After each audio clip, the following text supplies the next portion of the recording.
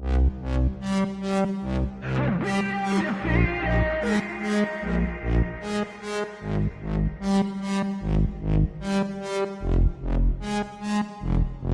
hand's stable, I feel able to turn the tables, I could do this. Just keep moving, keep your hands up, stupid. I feel lucid, a new viewing. I can see the end, I can see my future, I can view it.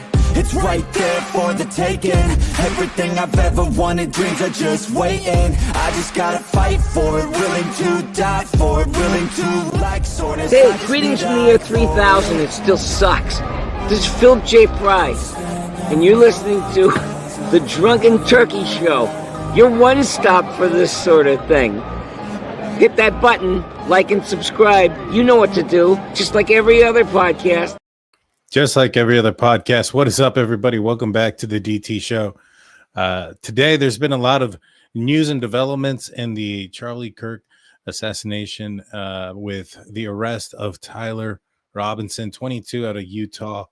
A lot of information that's come out. We're going to kind of break down some of those things that have been broken through or that have been coming in. We have a special guest, as always, our friend, Dr. Vona. How's it going, Doctor? Hi, how are you, everyone? Thank you for having me. It's good to see you again. I know that we've kind of had to pivot a little bit when it comes to what we've had planned for the shows, but we still intend to do the Bryan Kohberger stuff and Timothy D's things that Timothy D's case that I'm doing. But a lot of news. There was an arrest made. We got a visual of who the suspect is. Let me pull up his mugshot real fast. Tyler Robinson, 22 years old, former straight A student. What are your first thoughts? Does he just kind of look like your normal kid, doesn't he? It doesn't look like somebody you would expect to have done something like this. Other than the fact that it looks like he looks very flush here, like sweaty. I don't know. I feel like that has that could be like symptomatic as well, or he could have just been sweaty, but he looks like a little disheveled. But my first thought was, oh my gosh, another person, like another academic type person, like he's very smart, like you said, straight A. So it's like with the BK thing, it's like, what's happening? Yeah, it's pretty interesting. I know a lot of people have their theories one way or another. I think there's a lot of influence online, and I think Bryan Kohberger was on Reddit. And it seems like this guy had his Reddit forums that he was a part of as well. I think he was also on Discord. Now, I don't know if Bryan Kohberger was on Discord or not, but this guy was. He actually had spoken, and we're going to listen to part of the press conference that detailed some of the information that they have gathered against him. But he had talked to, I guess, his roommate on Discord, I guess, attempting to get the roommate to go retrieve some of the items that he left behind. Could you imagine? Now, if that person's not calling that in, do you feel that's an accomplice? Well, yes, technically it is. However, as the Italian in the room, while I grew up in Philadelphia, I'm just being honest, we were like taught that you would never do that. However, now that I know better, I do think so, because the friend has to know that this kid's going to get, or not kid, he's 22, but he's going to get caught, right? So my thing is, if he gets caught, and then they're obviously going to do a forensic download on his phone, they're going to see that he asked me, so even if I don't do it, if I still have the information, what isn't it technically I would be an accomplice if I had that information, even if I don't do it? It's a good question, and I guess it's a little bit of a gray area. To me, I'd have to read the messages, because the way it kind of sounds, and we're going to listen to the press conference here in a second, and we'll break down what they're saying and how it implements with what we know. It sounds like almost like there was an awareness of something that was happening. Like, wouldn't you question, like, what do you mean there's a rifle wrapped in a towel with some pretty crazy things engraved on some of the ammo? You get what I'm saying? I do, but Do we know if the friend already knew that it happened? Because if he did, he might have been like, oh, wait. And I would be assuming that this wouldn't be like, I don't think it would be like if you went on Discord and was like, Jane, do me a favor. Like, there's not the red flags there before. Like, I bet we're going to see that this friend already knew that there was red flags, kind of like with Kohberger, right? And that when this happened, him asking, I feel like was like validation that it could be him. I feel like when it wouldn't just be somebody out of the blue like that. Like, it wouldn't be a you or me. Right. Like But what I'm saying is like the context of the questions, like it's just kind of like, it feels like, hey, I left a rifle. I need you to pick it up in the middle of, or it sounds like he's just saying the rifle's over here in the bush. So he didn't say right? what it was in connection to. Right. He may not have said what it was in connection to, but with a little bit of context, doesn't that imply that the person may know what it's in connection to already? That's what I'm thinking. Yes, that the person might already know what it's in connection to, especially if it was like on the route from this, universe or the school to wherever he was going. So, and why would somebody just say that, just kind of like the other guy, like you had to investigate because he said, I have the right to remain silent. And we were all like, wait, what? Why is this guy saying that? The older guy. So I feel like you have to take it somewhat serious, right? I might be like, dude, are you serious? Like, you're joking, right? Well, one of the things that I think it's like missing some context. Like let's were to play this out. If I was your roommate and all of a sudden I'm just like gun in a bush wrapped in a towel, you're going to be like, what are you talking about? What is this about? Now, if you knew that I committed this crime and that I'm on the run and I attend gun in the bush wrapped in a towel, you know what I'm talking about. If I'm giving you, little information. So to me, we'd have to see the messages. Mm-hmm. If it's something very like simple like that, like just very to the point. And to me, that means that you're probably looking at somebody who was aware of what was going on. And I would be very suspicious of that person. Now, if the conversation was like, hey, I left a rifle in the woods, in a bush, can you go pick it up for me? If it's like that detailed, then that kind of tells me that the person probably didn't have knowledge beforehand that this was going down. Does that make sense? Oh, so you're implying that maybe the person knew beforehand. I was thinking more like when it all occurred, the person kind of like with the white Elantra put it together, knowing that his friend already was maybe troubled. No, I'm thinking maybe the guy knew beforehand, which is why he's getting directions as to where these things are. Now, I don't know that for certain. I want to see the messages. Problem. That would be a problem. It would be. And I think that would have to be clarified. You know what I'm saying? That would be a big problem. I thought you meant after the fact. Well, yeah, but I mean, it to me, if somebody is using little, and we'll hear what he says right now, but if they use a little bit of words, I think that's a red flag. And let's tune in. Let's listen to part of it, and we'll pause it and we'll break it down. Real quick before you put it on, everybody take notice. I haven't heard it yet, but everybody take notice when people, because you said when you use little words, psychologically, when you don't make a full sentence, that you're more likely lying. So if you just say like gun in bushes instead of the gun is in the bushes, so that's a red flag right there. So I guess we should all listen for that when we listen to this. Also, take notice of the awesome shirt that Dr. Vona is wearing. It is her new merch shirt. Go check that out. You can get that. Tell people where you can get it. Right on my YouTube page at The Minds Behind True Crime with Dr. Vona. I'm so excited. It's my first merch and it came in and I got it washed in time, so I'm wearing it. There you go. All right, let's tune into what they said here during this press conference.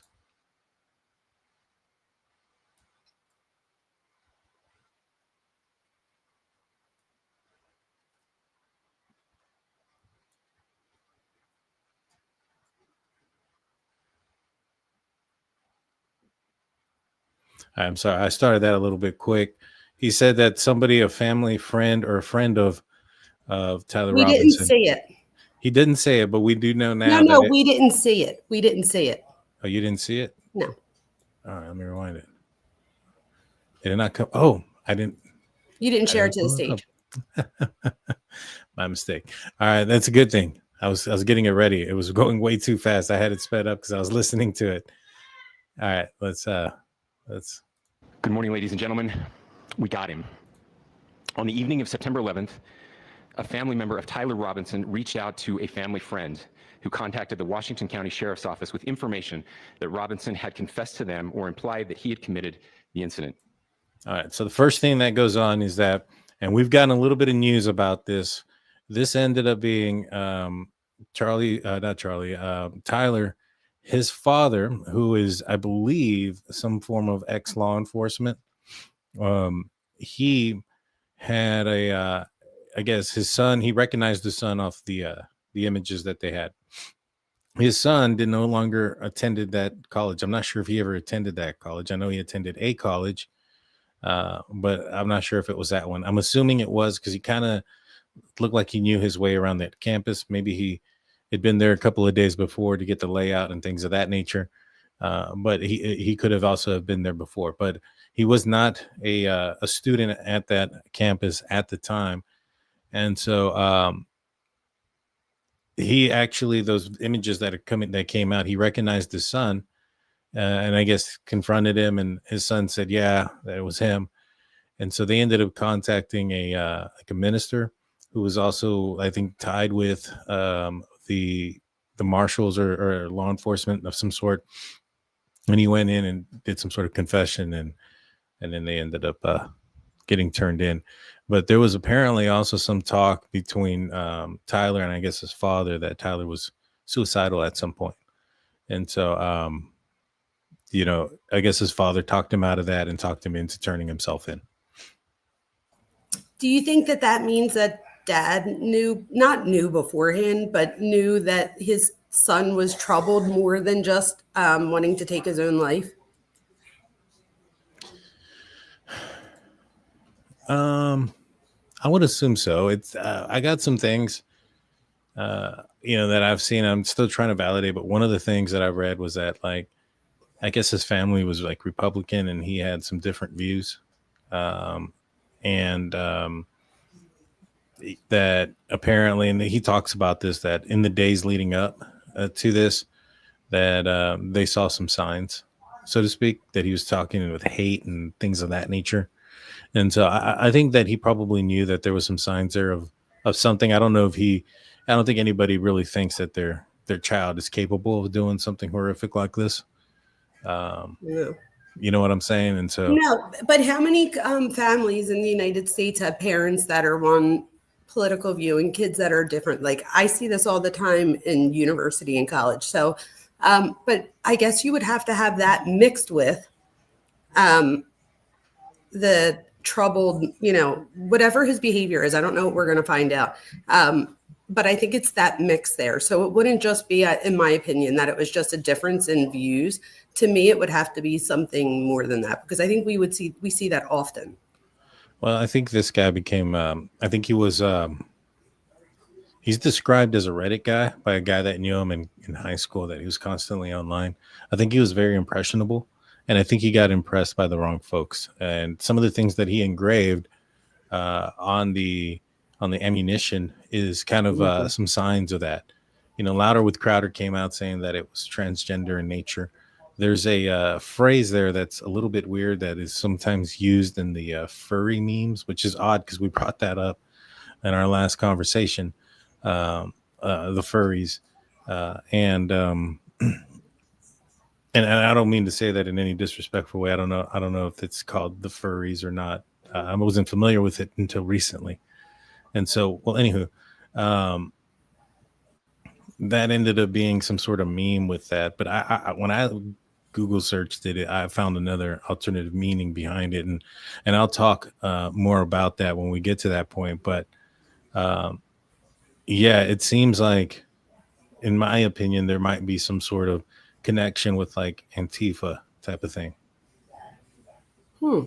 I didn't hear that yet. So I am interested to see what's behind that. But it does seem like he's been radicalized for sure. Yeah. And again, when people get radicalized, you guys, that's more of something to do with that lack of identity development. If you have a strong identity, it's harder to become radicalized than someone who's searching for an identity because they're lacking one. So I think we're starting, like, we see these common themes, right? And amongst these 20-year-olds that, you know, we see in these different crimes. And I think that that's something to take note of as well. Yeah. Yeah. All right, let's tune in. And obviously, based on his act, what he engraved, he was not conservative whatsoever. This information was relayed to the Utah County Sheriff's Office and scene investigators at Utah Valley University. This information was also conveyed to the FBI.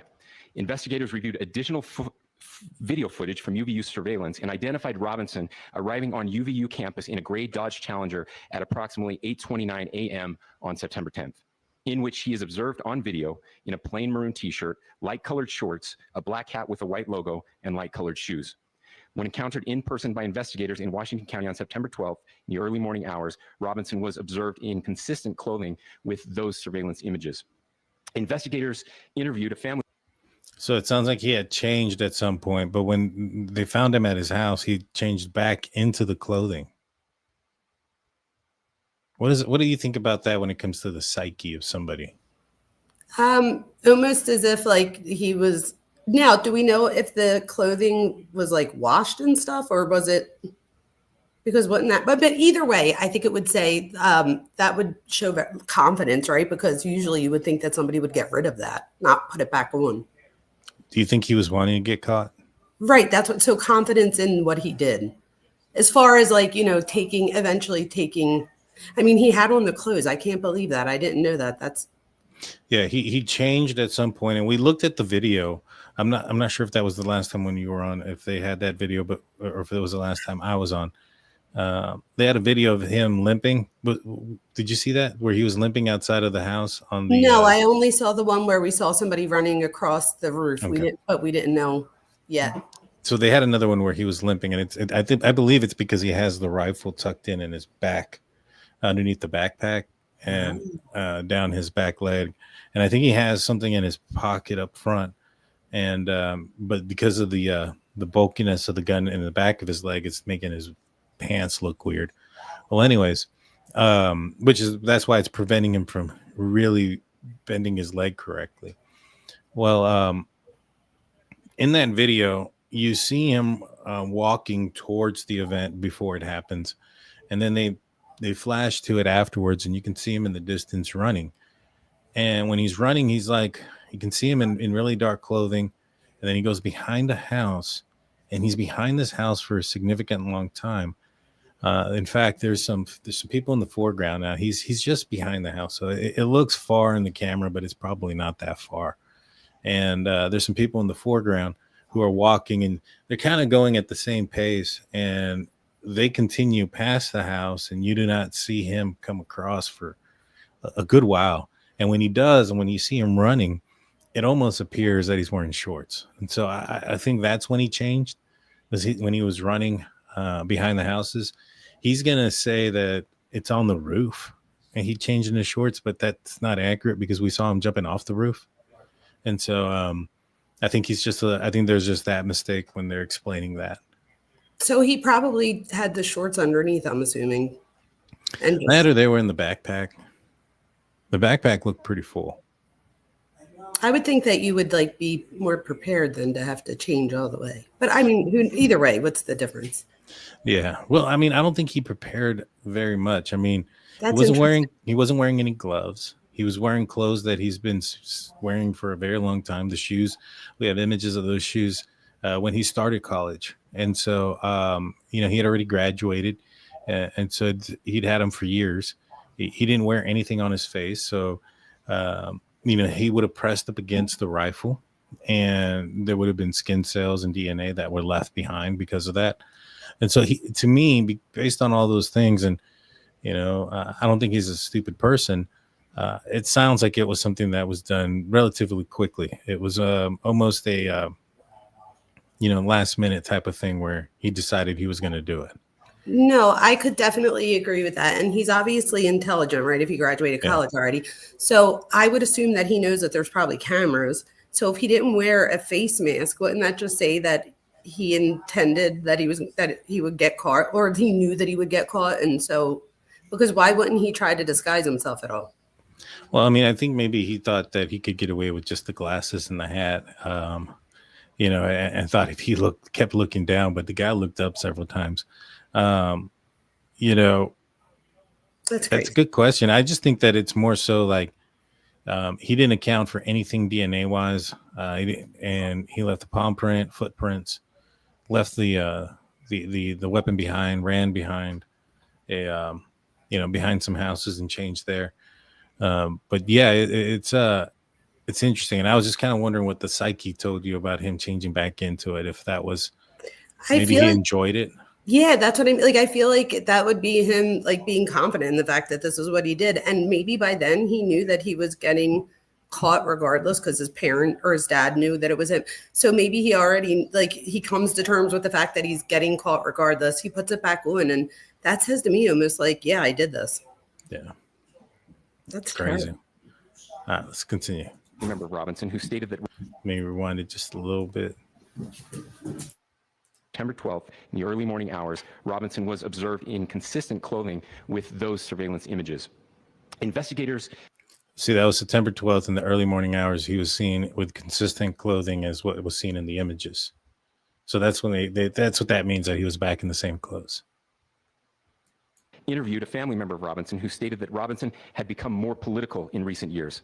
The family member referenced a recent incident in which Robinson came to dinner prior to September 10th, and in the conversation with another family member, Robinson mentioned Charlie Kirk was coming to UVU. They talked about why they didn't like him and the viewpoints that he had. The family member also stated Kirk was full of hate and spreading hate. The family member also confirmed Robinson had a gray Dodge Challenger. Investigators identified an individual as the roommate of Robinson. Investigators interviewed that roommate, who stated that his roommate, referring to Robinson, made a joke on Discord. Investigators asked if he would show them the messages on Discord. Made a joke on Discord. He took it as a joke. If he took it as a joke, then I don't know that he knew anything before. I mean, other than the fact that maybe he knew that his friend was troubled. So when it happened, he might have been like, oh, this might not be a joke. Maybe. I mean, maybe. I think what he's thinking is that the shooting happens, and the guy's like, "Hey, I left my rifle in the bushes. Go pick it up for me." And he's thinking, "Ha, that's funny." Right, because he would have known that he didn't care for this particular politician. So you're right. I absolutely agree with that. But that also makes me feel like the friend didn't really know much, or the roommate. It's possible. I'm still iffy on it. You know, he could say it was just a joke because he doesn't want to go to jail or whatever. True. But, he would have known, like you mentioned, that his friend doesn't like Charlie Kirk if they're roommates and they were close enough that he would have asked him to go retrieve the weapon. Because there's got to be a little bit of trust there and a little bit of, there's more to, you don't just randomly ask somebody. I think that you'd have to be pretty close to them. And if you're that close to them, you probably know a little bit about their beliefs. But do you think he could have really thought like his friend was just joking? Like I feel like I would make like a bad joke like that. Like if I didn't like someone, which I'd like everyone, just so everybody knows. But if I did, like, I could see myself making a bad joke, but then I don't have a rifle for anybody to come find. So, but in this case, like, I wonder if the friend was just like, oh, like that was a bad joke, but like, he was just kidding. I don't know. I want to believe that the roommate didn't know, but I could see why you're the ex-cop and I'm not. I do see your point. There has been a little bit of a desensitivity of this by some of the younger crowd. I've seen some 3D toys of Charlie being shot with blood coming out, and they're handing that out. There's T-shirts that say "Debate Now," and What? Yeah, I mean, this is some horrible things that are coming out immediately. So wait, Daniel, if there's a shirt that says "Debate Now," that makes me think that video of that might be real. The one where he supposedly debates him. I mean, that's a real video, but I don't think that's him. You don't? No, his voice sounds different, and his face, like his chin and stuff, don't match.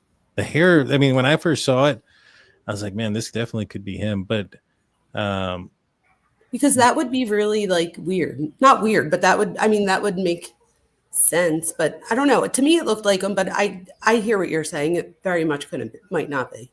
Yeah, I'm not too certain. But let's go back. Remember, this is a joke to this guy. Let's see what he says. Made a joke on Discord. Investigators asked if he would show them the messages on Discord. He opened it and showed several messages to investigators and allowed investigators to take photos of the screen as each message was shown by Robinson's roommate.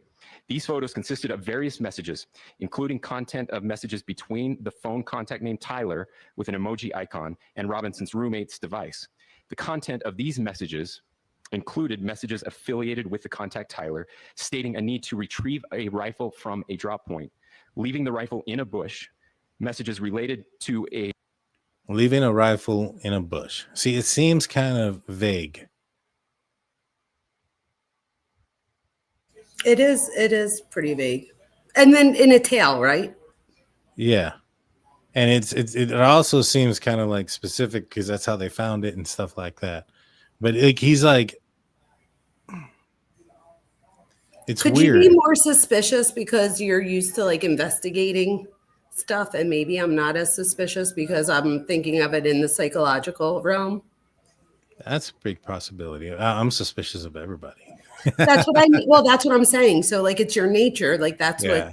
what you know what I mean? So I do more the psychology part, you do more that interrogation part. So I would think that like you would automatically be more suspicious, which that's you probably should be, and then you could, rule something out.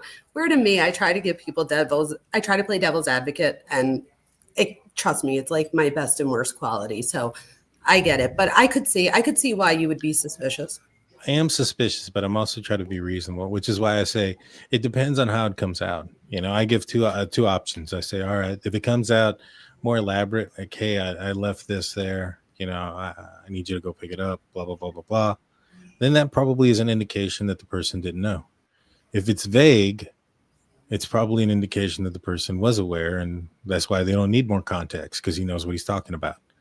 And so it's not so much that I'm suspicious because I'm, just suspicious. It's suspicious that he messaged him. I find it suspicious that he didn't call 911 or didn't inform authorities. Nothing. He must have known, like I mentioned, the views of the views of Robinson. Had he been his roommate, he probably knows how politically, which way he sways and the hate that he spews towards him and his dislike for him. And so,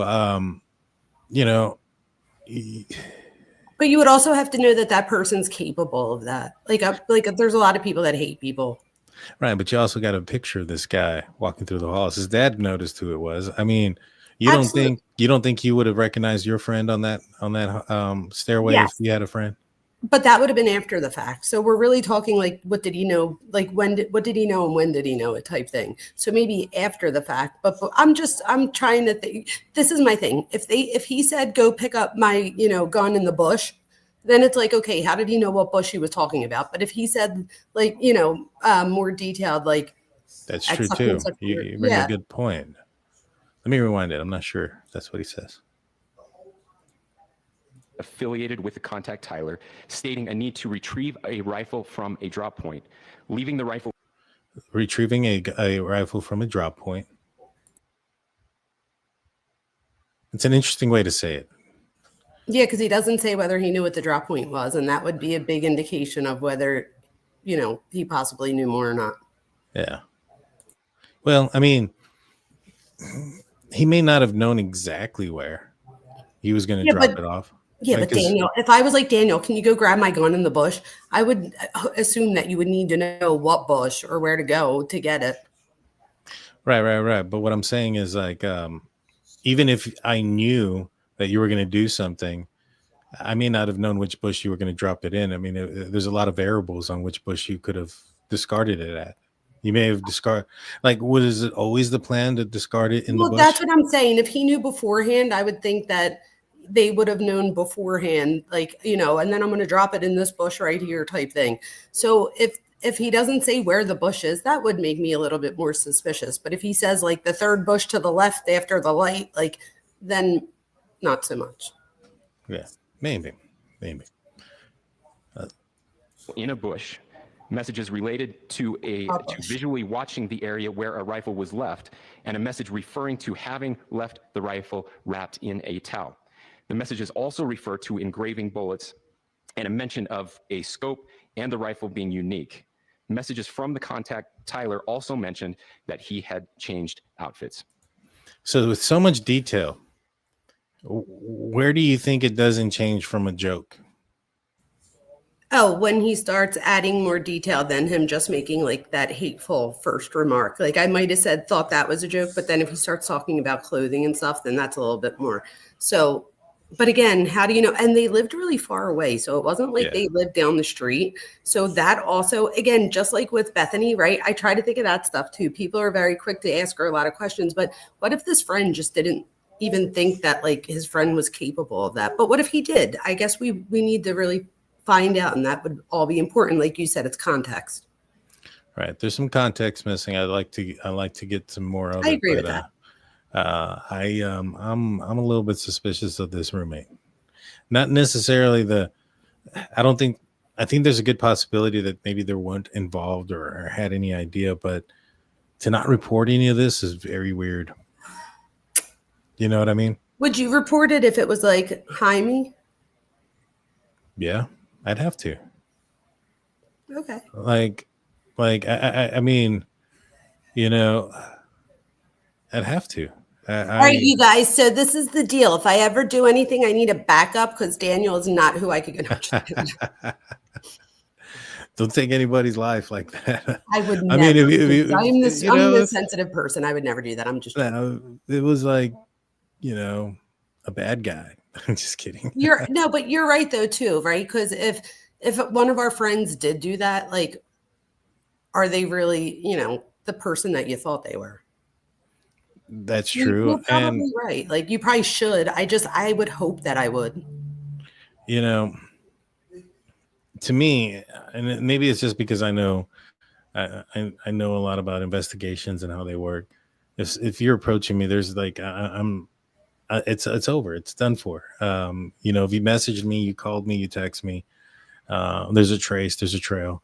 And so there's no way. And I'm not going to go to jail and, for my family and everything else for somebody else. And so that's kind of where I'm at on that. And what I probably would do in this situation is talk to my husband and he would be the voice of reason. But I don't know. I'm just being honest, and please nobody judge me for this, or if you do, whatever.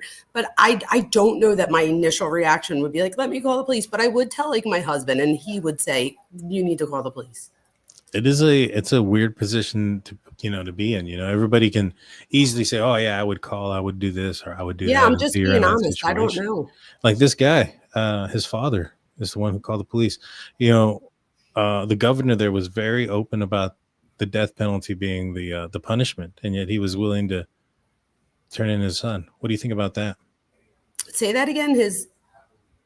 The governor was very open about the death penalty being what they're going to pursue in this crime. I would expect that, because I feel like we need to let other people know that want to, maybe what's the word I'm looking for? Do like a repeat of it, that you shouldn't do that. Like you'll get the death penalty if you do that. So I would hope that you would have to come with the strongest charges because of that. Right. No, I don't disagree, but the father knew that. He was probably well aware of what the punishment is. He's law enforcement of some degree. I believe ex-law enforcement.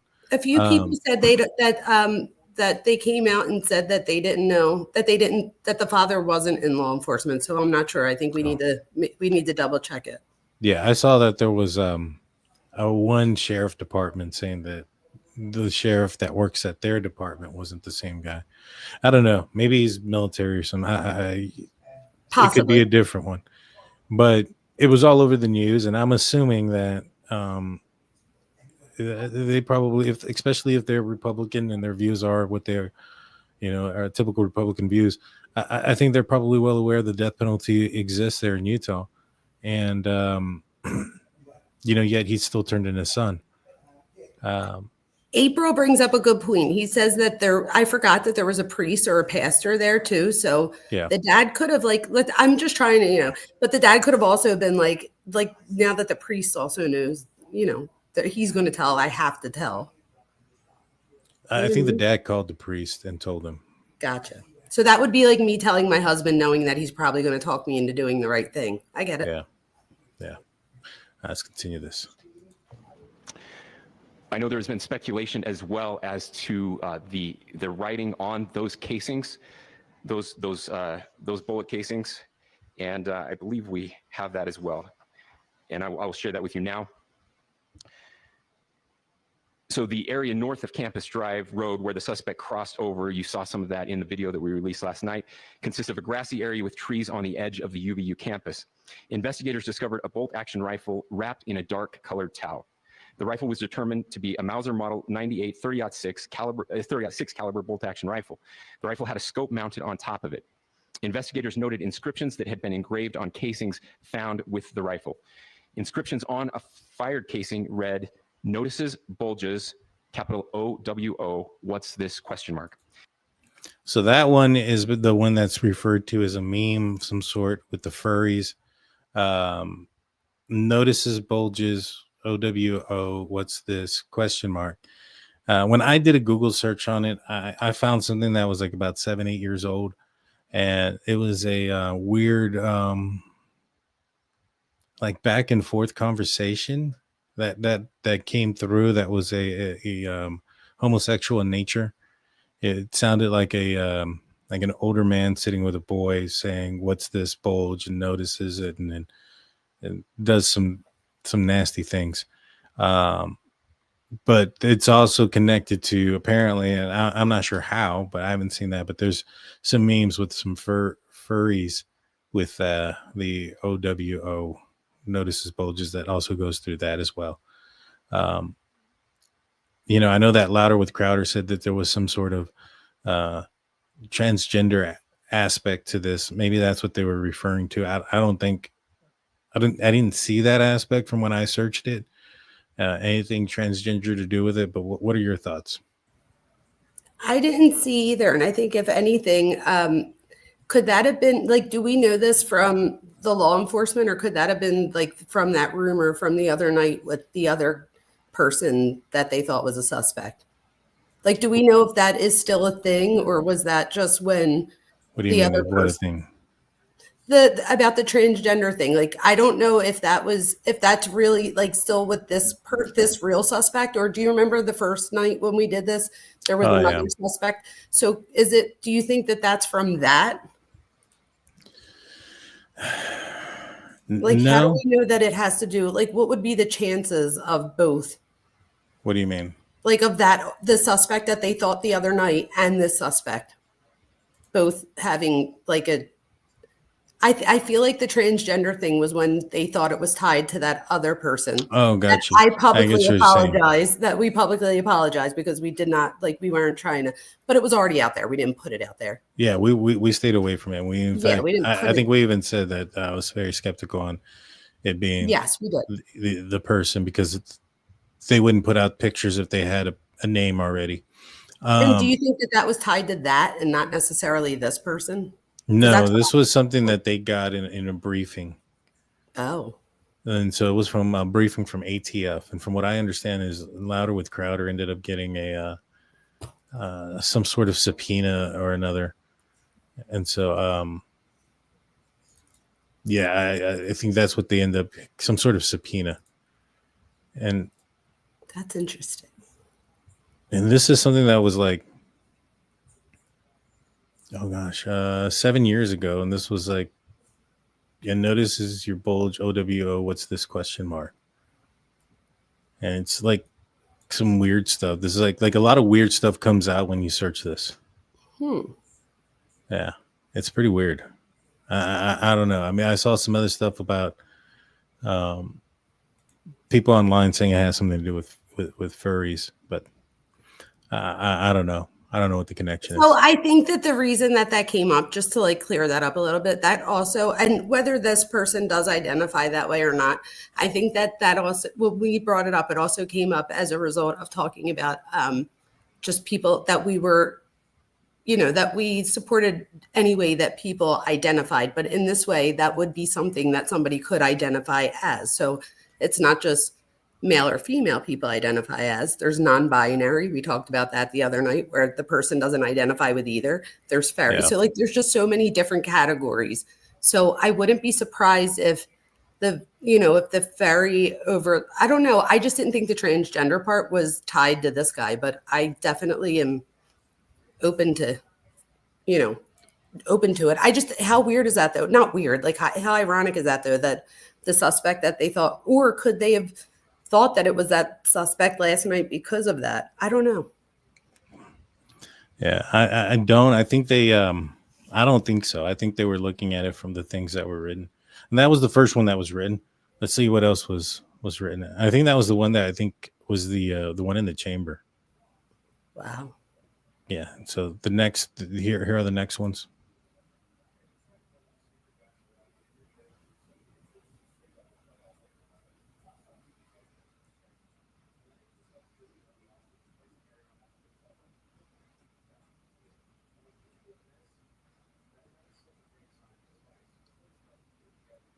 Are we frozen? Oh, hold on. I forgot to put everything back on. I keep doing that. I'm over here just tuning in and like, all right, because I'm over here watching it. All right, You prepared a lot, so we could forgive you. So the area north of Campus Drive Road where the suspect crossed over. Let me try to go back to where we were. The rifle was determined to be a Mauser Model 98 30-06 caliber bolt-action rifle. The rifle had a scope mounted on top of it. Investigators noted inscriptions that had been engraved on casings found with the rifle. Inscriptions on a fired casing read, "Notices, bulges, capital OWO, what's this, question mark." Inscriptions on the 3 unfired casings read, "Hey fascist, exclamation point, catch, exclamation point." Up arrow symbol, right arrow, and symbol, and 3 down arrow symbols. So first he says, "Hey fascist, catch." Obviously, very much coming across, in my opinion, and it's just my opinion, very Antifa-ish. Catch was like as in like catch this. And then the up arrow, side arrow, 3 down arrows. He says up arrow, side arrow, and then there was a symbol and then a 3 down arrow symbol. Now, to me, that could be one of a couple things. I think some people were saying that the up, side, down, down, down is some sort of move in some sort of game that something happens. But the 3 I was going to down say ones, it reminds me of the code from Mike Tyson's Punch Out. It was like up, down, right, left, right, or up, down, left, right, left, right. That's what it reminded me of. So it's crazy that you said that. but the other one is that he said it was kind of like 2 symbols, one up, one to the right, and then 1 3 down. If that ends up being the case, the Antifa symbol is 3 downward arrows. I didn't know that. Yeah. And so I don't know which one it could be. I don't know if it is, then I'm not sure what the significance of the up and right arrow are. And I know that the Antifa symbol is the 3 arrows, but they're pointing at an angle. I'm not sure that would be easy to do on a curved ammunition round to engrave. Angled off as versus straight down, which is, would make a difference also on the up and the side one, because they might be made that way because of how easy they are. So those were those 2. Go ahead. That's interesting. And the fascist one, so just for people, all right, so people are saying, and I just have to address this in the comments. This is the thing, you guys. So, and I don't know, this might make people dislike me, but whatever, I don't care. I'm not looking, whatever. But I am a professor. So I seen even the other night, people were like, oh, something about professors and Antifa and all this stuff. This is the thing. And people are saying he got radicalized by Antifa and they're all over the campus or something, or campuses. I don't know if that's what it's like there. I could tell you that in New Jersey and Pennsylvania, all the colleges and universities I've ever worked at, I've never seen anything as far as political, political hate or anything on either side. I haven't seen any of it. And I've literally I work 14 hours a day, Monday, Tuesday, Wednesday, and Thursday. And I rotate from 3 for 2 universities and 2 colleges in 2 states. And I've been doing this for 21 years. So could that be like that in other states? Absolutely. Could it just be that I haven't seen it over here in Pennsylvania and New Jersey? Absolutely. But I do want to clear that up. Like, I don't think that that's something that's just like prevalent everywhere. And I'll say this, that there's probably some places and some professors that do. And there's probably in some places where you have some professors, though, they would be, I feel like, because even I was hesitant, right, to even talk about this because I was afraid. When you're a professor, you're not supposed to, talk about political views and stuff outright. So, and I'm not doing that either way. But I don't know. I don't know. I feel like we need to be careful with all of that because until we know, if we find out that they really got radicalized on campus, I would 100% be into that. And Alicia said about New Jersey being a leftist state, then Pennsylvania is a right-wing one. So I see it in both. Like, there's somebody down the street who made their tree branches, like the bottoms, into a Trump sign. Like, there's 4 trees and they turned it into 4 to Trump. And it's so like I have it in both states. So, and neither one, I feel like both can go hard for the other side, and neither one of them have I ever seen, or none of my students have ever said, like, Dr. Vona, I'm getting harassed, or anybody's even talking to me about this or that. And I feel like students talk to me about a lot. So I don't know. I would just be cautious about that. Now, if we find out that absolutely happened, I'm not going to say I don't believe something, but until I hear that, I personally want to stay away from the Antifa. Right. Well, there is some stuff that kind of goes that direction. I want to preference there's the next few things that kind of lead that direction. But I don't know if he was Antifanized at school or if that's something that he found online and started following on Reddit. I could totally see getting radicalized online. It was more about the colleges and universities that I didn't see as much. Right. And so that's what I'm thinking. I mean, there was even, like, if you go back and I don't recommend anybody go back and watch, but there's these clips of, there's this guy celebrating immediately after the shooting. He jumps up, everybody's ducking down, hiding, and he's doing this. Like, excited that this guy just got murdered in front of everybody. That's disgraceful. Yeah. And then you had the guy there that was willing to take the blame so that this guy probably can get away. I don't know if they had any connection together, but he probably saw the opportunity to make a name for himself, get himself out there, and also be a part of the cause, so to speak, of this guy getting away. You had some people that were there that were farly against what Charlie spoke about and his political views there. And to some extent, it appeared, look at that one dude in the front cheering. Like, this guy just got murdered. He's a father and his life just got taken away, and he's there cheering. That's terrible. No matter what your political views are, that's terrible. We should never, ever cheer for that. Yeah. And so let's listen to the next one, because this is the one that I think is pretty telling. A second unfired casing read, "Oh, Bella Chow, Bella Chow, Bella Chow, Chow, Chow."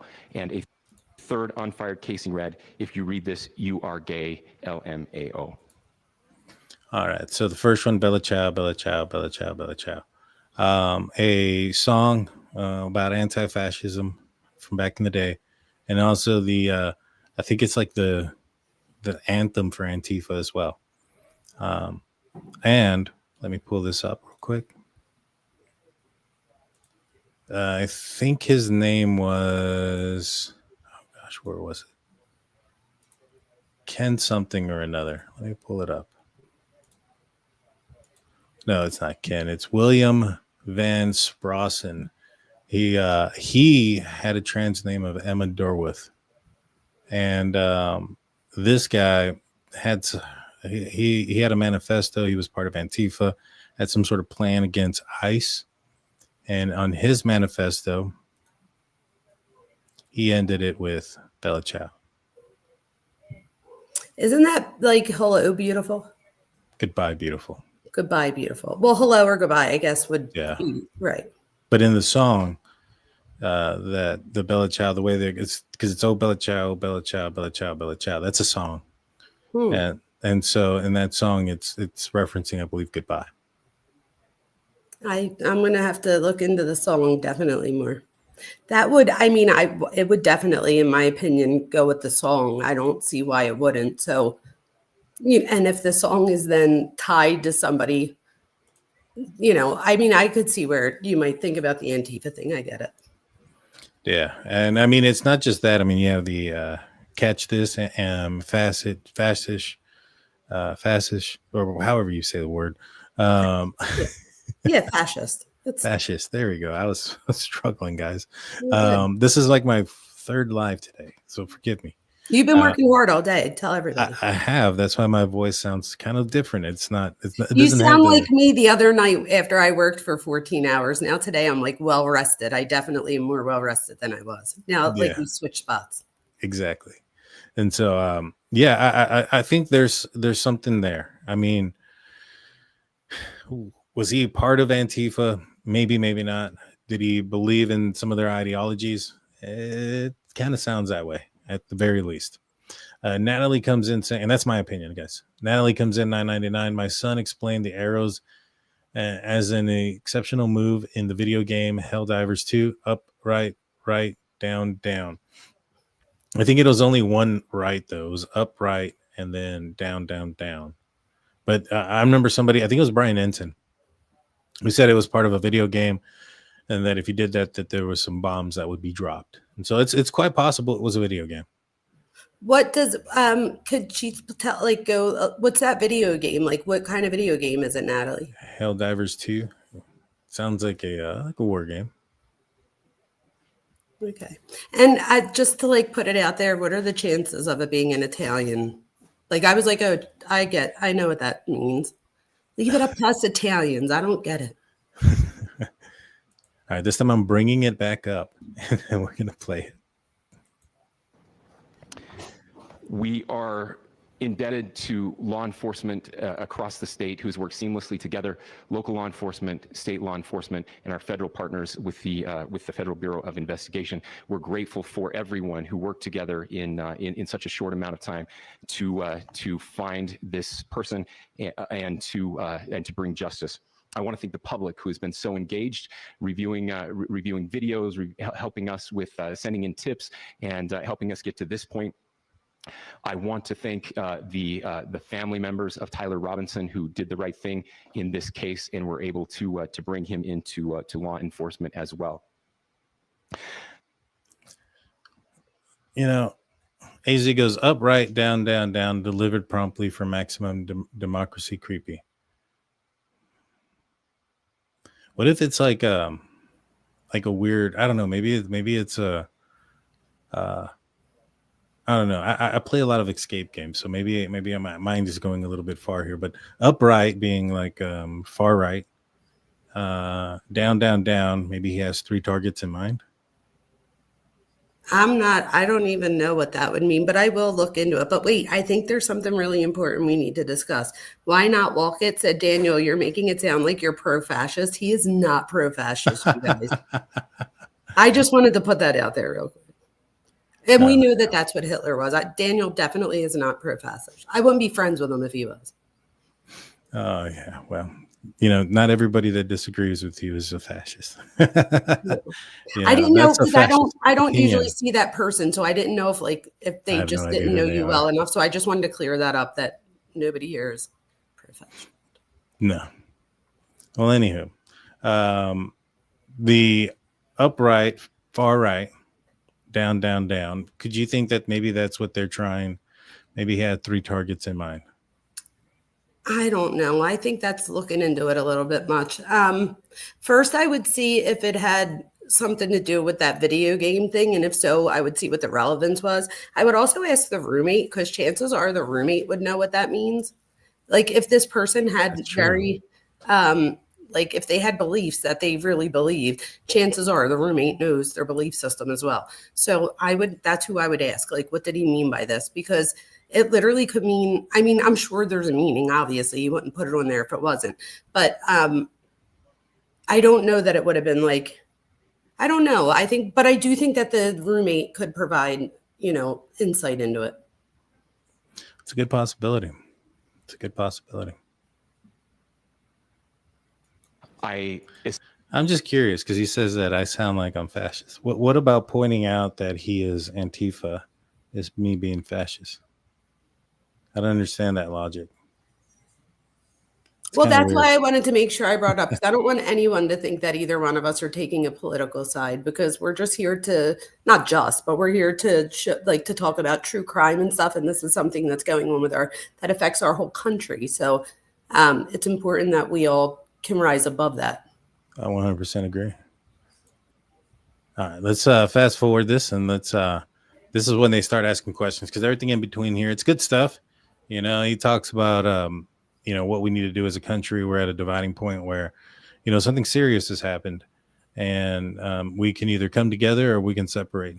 But we're at a point. Do you subscribe to that belief that we're as a nation, that we're at a point of either coming together or it going pretty south? Or do you think? What are your thoughts on that?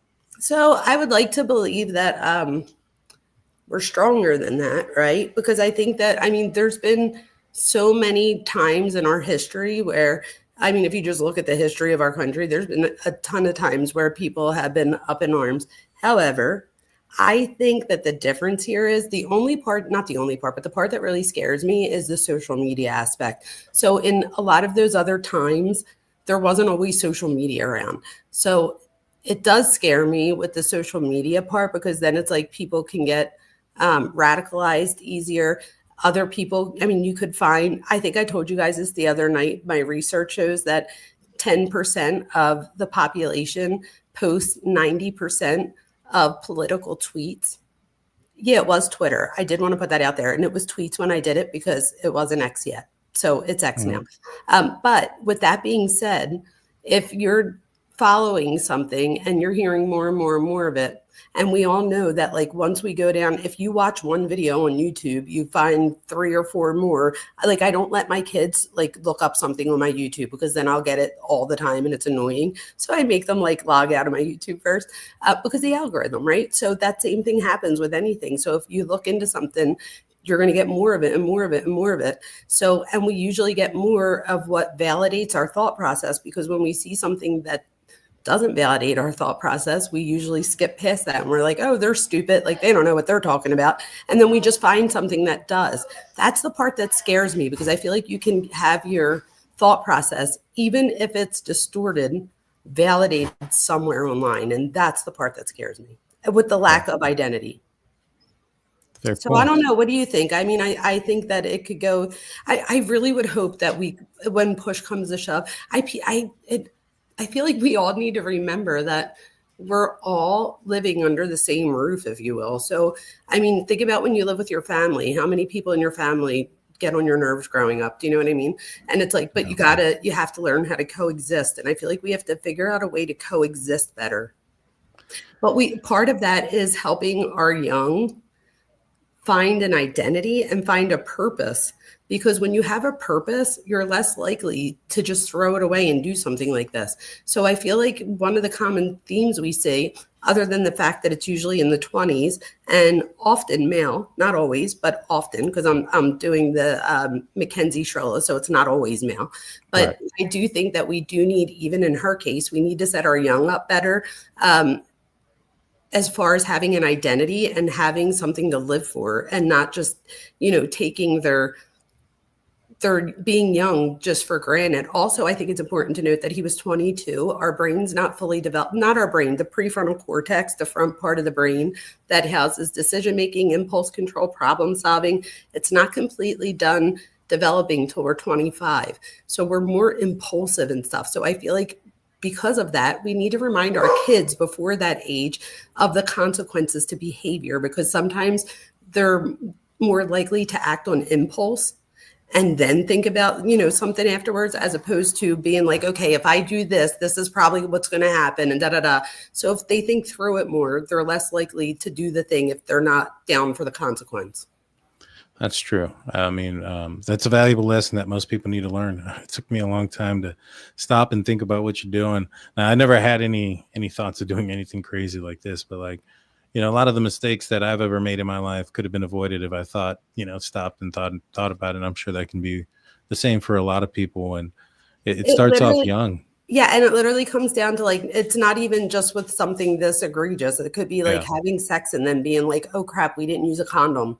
Like it's literally, so it happens with like many decisions, not just something big. So like, you're right. A lot of the things that all of us went through when we were under 25, a lot of that goes back to a lack of brain development. It's not an excuse. But it does show that with a lack of brain development, we have to do better as parents, teachers, so on and so forth, to give them that outlet. Right. And I think that, one of the things is, and kind of going back to what we're talking about, we are at a point, and I think there's other forces that are trying to divide us as a nation, and that's outside forces. There has been, things out there that appear to be one way to make people mad and create a response, and it's not always actually by other people. Like, for instance, there's some of it that's disgusting, that's real, but some of it's also propaganda from other places on social media to infuriate people, to try to separate, and that is a real thing as well. And so I think we're at a point where some of that stuff gets blurred. Some of it's truth, some of it's not. And I think that, I think the governor who mentioned this is absolutely correct, that this is a point where things can get better, or things can get really, really bad. And, some of the stuff that I see online about the celebrations and things of this young man's losing his life, and that only pushes other people away as well. That causes a reaction. You're right, but I do think that it's important to note, because when you just talked about the weaponization, that was another part of my dissertation, is talking about the weaponization of news. And what people don't understand is a lot of times the people that we think are in our backyards cheering are not really, if you look up their IP address, they don't live here at all. So we also have to be weary of that too. I mean, now if there's news reports and we see people literally in the back, you get a video of them cheering, that's different. But just hearing it online by somebody who says that they're a United States citizen, just for anyone listening, don't make that be enough. Like, look into it further, because a lot of times it is propaganda from other places, knowing that they could get to us. So we have to be more diligent. Yeah. I mean, one of the things to try to destroy a country is to divide a country. And if you don't think our foes are trying to do that, then we're extremely mistaken. And if our country did break down, it would be because we couldn't keep a republic, and that would also have to do with us letting outside forces destroy us. Exactly. Let me pull up a video here real quick. I'm going to pull it up this time. And this is somebody who went to school with Tyler Robinson that I wanted to play and get your opinion on. I went to school with this Tyler Robinson kid. All right, hold on. I need to boost up the audio on this one.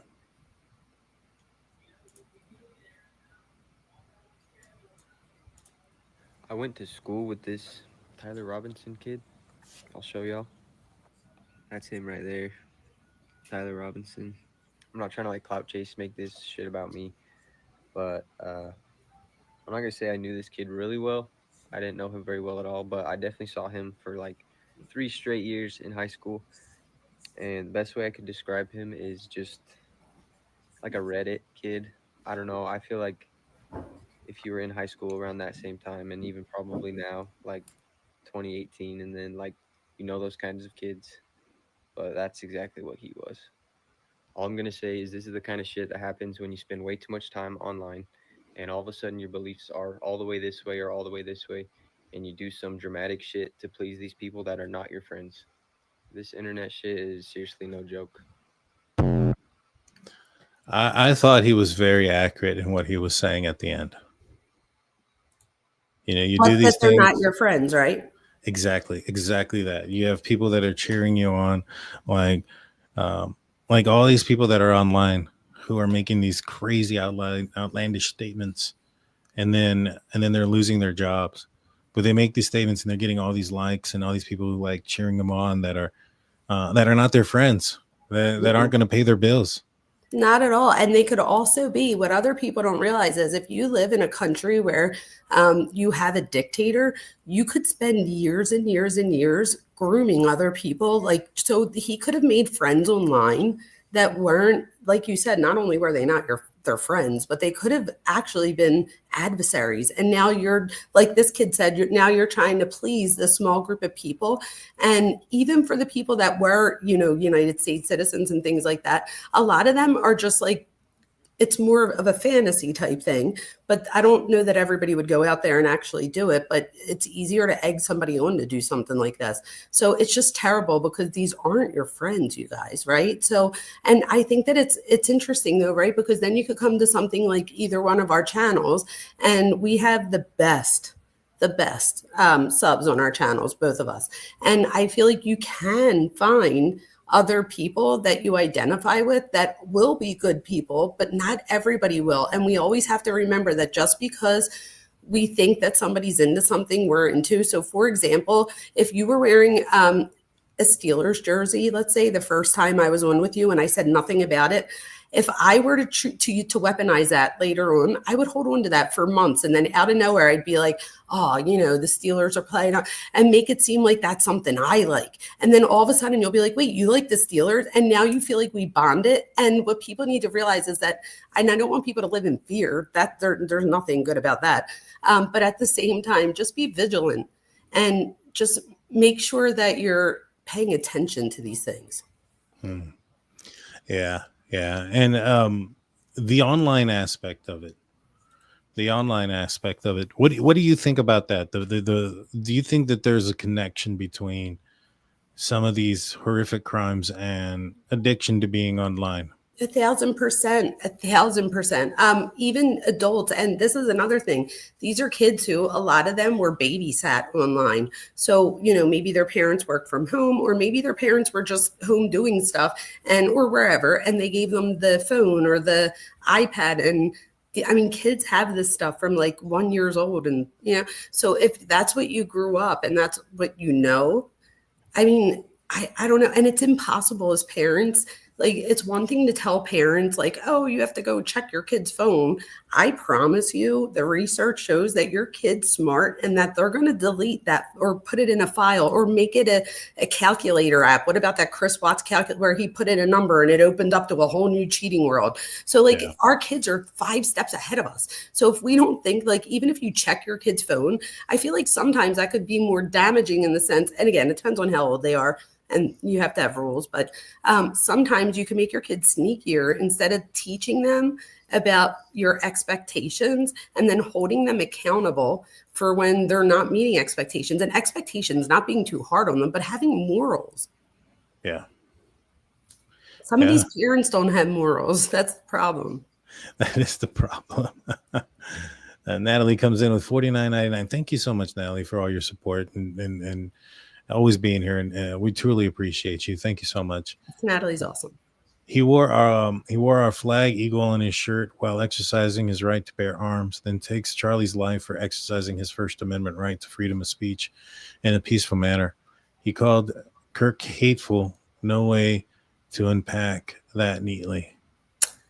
That's so true. And not only that, I think what she's saying here too is so important, is that and it's kind of like when you hit your kid for hitting someone, that never worked. So it's like he took someone's life because he didn't like that person was so extreme or whatever. So it's like he wound up doing worse than what he was accusing the person would have done. It's crazy. It is. And thank you so much, Natalie, for your support. Thank you. It is crazy. You're absolutely right. This whole thing is. All right, let's go to the Q&A on this, and then we'll wrap it up. Ladies and gentlemen, we're happy to answer any questions you might have. Can you speak to whether the suspect is speaking with authorities and his demeanor, Tyler Robinson, when he turned himself in? I cannot speak to that. So the question was if he was cooperating. He can't speak to that. Do you think he's going to cooperate? Do you think that? I mean, he turned himself in. Do you think they're going to try to plea for to throw out the DP? Isn't that so annoying that that's an option? Like, It I is. feel like that shouldn't even be an option sometimes. Like, enough with this. Like, it's almost like it's not even taken seriously that much anymore, because it's like, oh, they'll just play out. Like, they'll say they're guilty so that they won't get that. But I feel like sometimes you have to stand up for something or you fall for everything. Given the fact that there was people celebrating this on campus there, so there's the assumption that they live in the community, or They at were least on have campus? access. The one dude that was cheering with his hair all long, Was he part of the crowd? he was part of the crowd. He was up front. He was literally there. Everybody was ducking, and he got up. Well, he started cheering. He was kneeling down doing this number, and then he got up and he was like that. As Charlie lost his life. What the fuck? What's wrong with people? Yeah. I mean, do you think there'd be a fear of having somebody of that caliber on the jury? Oh yeah, absolutely. Same thing with BK, right? We were all afraid that a pro burger would be there. So it's like, I think that you always have to worry about that. But I also think, especially in this situation, I mean, I know that Chloe works. Chloe could probably tell us better, but with jury selection, I would hope that there would be some way to try to wean out as many people as you can like that, but you really don't know. But I mean, do they look, when you're doing jury duty, do they like look at your social media and stuff to see what your views are to make sure you're not? I don't think so. No. So it's more of like the honor system. There's another case I followed that I'm fairly positive they didn't look into the social media of the people that were on that jury. So the honor system. And we all know how the honor system works. I would hope in a case this serious, they would. It is different. Chloe says yes. I'm sure that they try, but I would think, because there was, I'll leave the other case out of this, but I would hope so. And I'm thinking this is definitely going to be like a federal situation. I'm not sure if the state is going to handle it. Maybe they will. But because he didn't travel across country or anything like that, I'm not sure if this would be a federal case or not. If it was, I would probably trust the way they do things more than the state level, as far as picking a jury pool and things of that nature. Well, it's good to know that Chloe says that the law clerks will be in the final rounds of jury selecting, scrolling the socials. So that's at least good to know, because if they didn't do it at all, that would be just really scary. Oh, I mean, but people could delete it, right? I mean, exactly. People just didn't, they know it's coming up. They delete it now, and what can you do? You never know until they come back on about 20 minutes after the jury, and they followed everybody that is on the defendant side on social media within 20 minutes. It's a pretty big clue that they probably deleted it because they didn't have one beforehand, supposedly. And so this is another case that I'm talking about, obviously. But yeah, those things it's not very difficult for somebody to just, if they lived in that area and be like, all right, I'm going to delete it now because I know in the next 2 years or so, they're going to be looking for people. And not just that, Casey Marie brings up a good point. Like things like Facebook, if you're private, unless like you're a friend of a friend, like there's only so much you could see anyway. That's true. That is true. And so, I don't know how much background checking they can do, but that's one of my biggest concerns is, it's going to be that area. I don't know what the political views of the area are, and not necessarily saying that if you're left wing that you're going to automatically say, oh, this guy's innocent just because you're left winged. I don't believe that. No, I don't. But I do think that there are some extremists that would. Yeah, but there could be extremism on either side. Right. I'm not saying that, obviously, but this guy's, I don't think he's.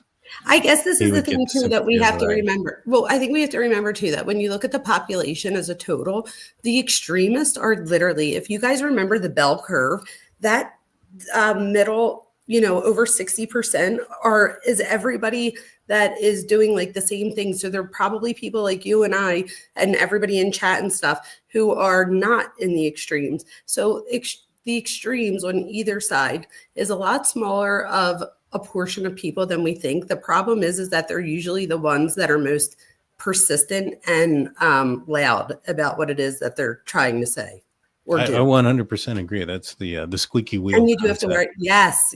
And you do have to worry about that. Yeah, that's what my concern is, that you have an extremist or somebody who is, look at the Luigi Mangione thing, how many supporters he has. So many, but that also has to do, this is horrible, but that has to do with like hybristophilia. Like he's like seen as attractive. So there's women who in their own lives have, things going on that even make somebody like him attractive. So I think with the Luigi case, it's more about him also being like, well, and for what he did, but then he also has that attractive part where like this guy and Luigi Mangione, like, I don't think that that's a good thing, but I'm saying that we do see it. It's called hybristophilia if anybody wants to look it up, but it's when like these women fall in love with these convicts, and a lot of them, when you look into it, it'll have something like, look at Ted Bundy. I bet you BK has someone out there that's into him. It's ridiculous. Oh, BK has a lot of people into him. It's so gross. It's weird. Especially, I was trying to try to pull up one of his pictures and say, people think this is attractive. Yeah, I don't get it. One of his ugly ass pictures. Seriously. But if you think about it, it makes sense in the sense that that person that's into them, so the woman, if you will, so it'll be like, why would they even want to, date somebody like that? And it's because, one, they know where they're going to be all the time.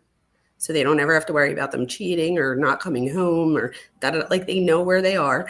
And two, there's only so much, like, especially if the person's a lifer, like they know that they're not going to have to cohabitate with them at some point. So a lot of it has to do with trauma on the end of the female or whoever it is that's interested in the convict. It's a whole thing.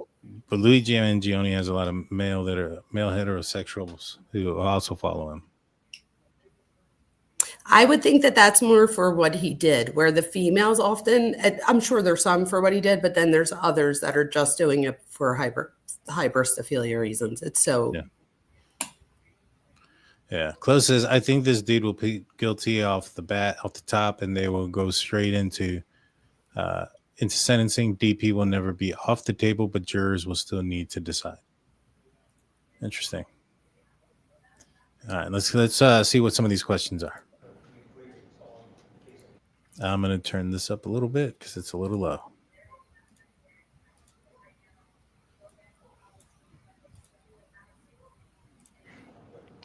Well, I will leave that up to you to interpret what those engravings mean. I think the clearest one that says "catch fascist," there's not. And by the way, that's like catch like a ball, catch this. That's I think that speaks for itself. Please.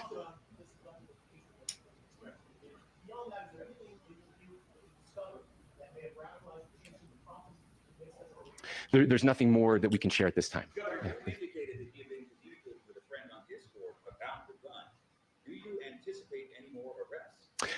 we do not at this time have any information that would lead to any additional arrests. So they're not leading to any arrests, including the Discord friend. So I guess they're buying his story that it was a joke, or he thought it was a joke. I would hope too that like the FBI, like I would hope that they looked into it. Maybe he gave his phone over and was like, look at my phone. Like I have nothing to hide. I really thought he was kidding. Like who, because again, we have to remember, just like with BK, like who thinks that their friend could really do something that, that big, like, especially because they haven't done it before. But there's a little bit of a different story there. I mean, people were suspicious of BK. I'm sure if BK called somebody and said, hey, there's a knife a K-bar knife with a kill kit over here, I think people would have called it in on him based off of his. I would hope. Yeah, I really truly believe that. Like the difference here between Bryan Kohberger's friends and this guy's friend is that this guy's basically confessing by saying, hey, here's my gun, go pick it up for me. Bryan Kohberger didn't tell anybody, here's my K-bar knife. I was going to No, say his friend was his mother and father. that's true too. And then they were arguing about what they were doing with the, that happened there because mom and Bryan Kohberger were sending links to each other That's about crazy. the case. Yeah, it's insane. It's insane. But here, the friend, I also like, I would hate to, I mean, he probably is, if he's not guilty of anything, then he probably feels like terrible about all of this anyway, and he probably knew that they would see it at some point, but he does bring it to the police. But again, he probably knows that they're going to see it regardless. But I would hope that they're saying this because they looked through, like, did a forensic download of his phone and found nothing suspicious. I would hope. No. It sounded like they showed the officers the messages and they took No, I pictures. know, but I mean, for him to say like they didn't think that that they aren't suspicious of him or whatever he just said, I would think that you wouldn't say that unless you knew a little bit more. So maybe he said like, "Here's my phone." Like did not know anything. Like, so I know that he showed them, but they were going to find it anyway, right? Because they were going to look in the suspect's phone. So they would have Right. seen it. So I guess he like knew that too. So of course you're going to share it. But I would hope that they only said this because they looked at his phone and seen that there was nothing suspicious. I hope. Right. I don't know. To me, I would understand a friend that, maybe even knew his views, maybe even, knew some stuff, maybe, not know. But once they started giving some details that are correlating with what is being presented online, because it doesn't sound like they made contact with this guy until after the arrest. Now, maybe this guy lives further away. I don't know if he's his current roommate, if this was the roommate while he was in college in his dorm. I don't know. And so maybe this is a guy that lives further away. Maybe he's not into the news and just doesn't know, right?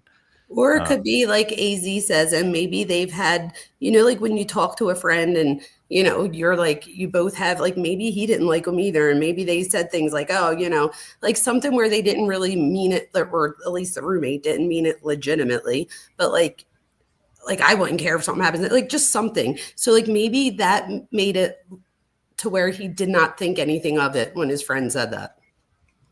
I don't know. Now that I think about it, though, if he's messaging this friend, I'm assuming this is a friend that lives close enough to go pick up the knife, right? I mean, the gun. And so Absolutely. this is somebody that lives in that area, probably somebody that he went to school with before, probably an ex-roommate. Sounds like he's living with mom and dad right now.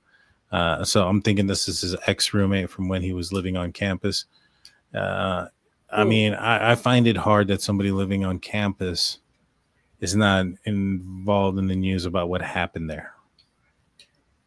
No. You get what I'm saying? And so the information about the weapon being found was public the day before. Now, he may not have ever gotten to it. We can give him the benefit of the doubt of that. But if he had heard that there was a high-powered rifle found in the wooded area, and his buddy tells him, "Hey, I hid my gun. It's a special gun," and he goes into some great detail. It's got a scope. It's a unique type of gun. It's wrapped in a towel, and I got some ammunition with some engravings on it. It's a lot of detail to be, So if he weird. gave all that detail, don't you think that if the friend or the roommate knew that he would have known all of that already? What do you mean? Like that he had a scope and that he had, bullet casings with writings on it. Well, no, because I think this is a guy that lives there in that area. You know what I mean? I don't think, and I think that the suspect lived with his mom and dad back home, That makes sense.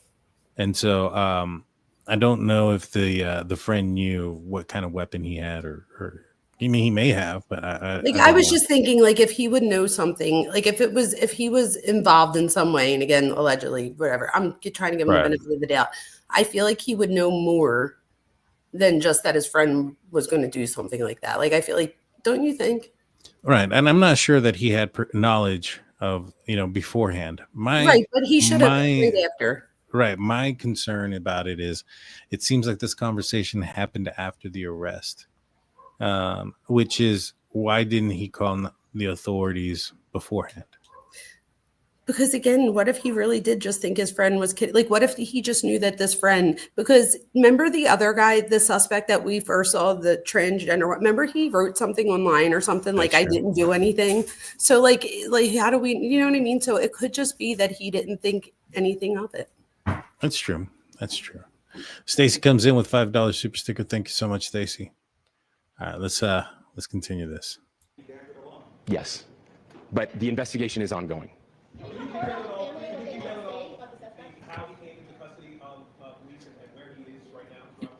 Yes. So right now, Mr. Robinson has been booked into the Utah County Jail.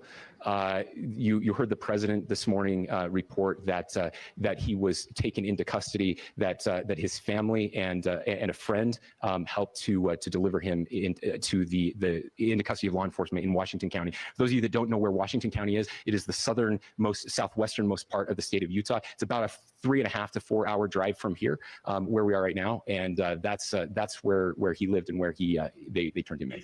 Please, I'll go here. I can't share any more than what I've already shared. Yeah. So how we obtained the gun was found here. So I don't have much more details on that. We do know that he drove. We had his car here on campus, and then we had his car going south back to the St. George. It's actually the city of Washington in Washington County. I'm sorry. We don't have any information that would lead us to believe that. Yes, in fact, it was just released. Yes. I can't answer that right now. Yeah, thank you. If he's talking to authorities, did he discuss a motive? I can't answer that right now. I mean, if he's not talking, you would assume that the answer would be would say no. Talking. Yeah, they would have said no. So it sounds like he's talking, giving up a motive. Now it does. This guy has come on before saying that this was a political attack, and he's continued to say it's a political attack even after the arrest. So I'm assuming that, connecting dots to dots, that's probably what it is, right? I think so. Yes, I would think that it's safe to say that. Yeah, I do too. Over here.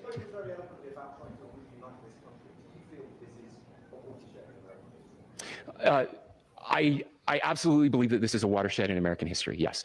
The question is what kind of watershed, and that chapter remains to be written. Is this the end of a dark chapter in our history, or the beginning of a darker chapter in our history? Look. I mean, if you look at true political assassinations in this country of someone of this stature, this feels a lot like the late 60s. And having one so gruesomely displayed on camera in all of our hands and in all of our pockets, we are not wired as human beings biologically. Historically, we have not evolved in a way that we are capable of processing those types of violent imagery. And by the way, we've seen another one with a gruesome stabbing very recently that went viral. This is not good for us. It is not good to consume. Social media is a cancer on our society right now. And I would encourage people to log off, turn off, touch grass, hug a family member, go out and do good in your community. That is happening, and it's happening organically right now. I had a friend in a small city in Utah who said, we're getting together. The Republicans and Democrats in my little town are getting together to have a discussion last night, just to find a way to find their better angels. So yes, this could be. I mean, again, you have to go back to JFK to have seen a video live of something like this happening. I wasn't born until 1975, but I know that things were really dark in the late 60s. Sorry to some of you. I know some of you were there. But this is our moment. Do we escalate, or do we find an off ramp? And again, it's a choice. It's a choice, and every one of us gets to make that choice. Two more questions right here. So kind of like what we were indicating, is this a crossroads? Is this a turning point where things are going to get better or things are going to get worse? I think he explained it pretty well. What do you think? I do too. I just think, unfortunately, like he was saying, we're so desensitized to some of these things that I don't know that it's, unfortunately, like I think that this has, it's gotten a lot of traction. I just hope that it continues to get traction as far as helping us find common ground somewhere or something, just somewhere to where we know that violence isn't the right thing. Unfortunately, we see mass shootings, we see all these things all the time. And unfortunately, they've never been a time for us to change as far as, you know what I mean? We want them to be, but So I just don't know. I mean, I don't know if I just sound very pessimistic, and I'm usually an optimistic person, but I almost feel like in a week or two, people go back to what they were doing before, and unfortunately, somebody will be covering the next mass shooting or whatever it is. And it's just unfortunate, but that's how I feel. How do you feel? Yeah, I do too. I think that it's probably going to get a lot darker before it ever gets any better. I see the divide. I don't see anything trending in a different direction with this. With, like, for instance, 9/11 that just occurred. The anniversary just happened. There was togetherness. There was people coming together. When President Trump was nearly assassinated, when his attempt was occurred, I saw a little bit of togetherness. It seemed more, but with this one, I didn't. I mean, I know with Trump there was a few people that were like, "Oh, don't miss next time" and stuff like that. And maybe if he got hit, it'd be a different story. We'd probably maybe have seen some of this ugliness there. But for the most part, I feel like this is way worse than what that was. With what I've seen online, with some of the people, what they're saying and how they're celebrating this. And I don't see an upward trajectory from here. Well, you know what else is horrible with this too? I mean, everything is, but when you asked me the other night, like, how did I find out about this? My answer was that my 17-year-old was on TikTok with her friends. Like, they were all in the room together and it came up on their phone and they all watched it. So now they've all seen it. They've seen it multiple times. They came down to show me, to show this one. So it's like every time you replay that, you become more desensitized from this stuff. So that's the part that really scares me, is the desensitization and then the radicalization, especially of disenfranchised young people. And I saw somebody write about something, disenfranchised young white men. That's a huge thing as well. So there's just, we could do so much better, but we need to do it with our youth. Like, now we can't keep putting it off. I agree. Release of those enhanced images at 8 p.m. timeline that Director Patel gave us led to the arrest at 10 p.m. So a direct connection between those two events. I cannot comment if there is a direct connection or not, but all I can say is that that through some process, the family came to know that this had happened. One more thing, Governor, could you clarify the clothing issue you mentioned earlier? Was he changing outfits? Correct. Yes. So when he's first spotted on campus, he has different clothing on, and then he changes clothing on the roof, and then changed back into that clothing at some point, so that when he was apprehended, when he was arrested, the clothing matched the clothing he had on before the shooting here at UVU. Last question here. Yes. So just he changed. He says on the roof. I think it was actually in the field back there, because we saw him jump off the roof wearing the same clothing that he was wearing on the way there. And like I said, in the background, you can see where on one side it looks like he's wearing jeans, and then on the other side it looks like you can see more of the shoes and more of his leg, like a lighter color, indicating shorts. So Everybody keeps saying that the last 20 seconds is critical of this, so we have to make sure we listen to it all the way to the end. All right, we will. Let me turn it up even more because it's a little bit low. I hope I'm not blowing anybody's ears out. Mm-mm.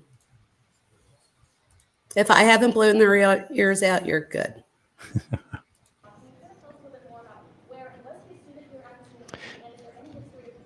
Yeah. So I don't have any information on the mental illness part. He was not a student here at UVU. He was living and had lived for a long time with his family in Washington County, in the southernmost part of our state. Thank you, everyone, for your great work in getting this information out. I just say, process-wise, this may be important. I know many of you aren't familiar with the process in Utah. I think it's important that you understand that.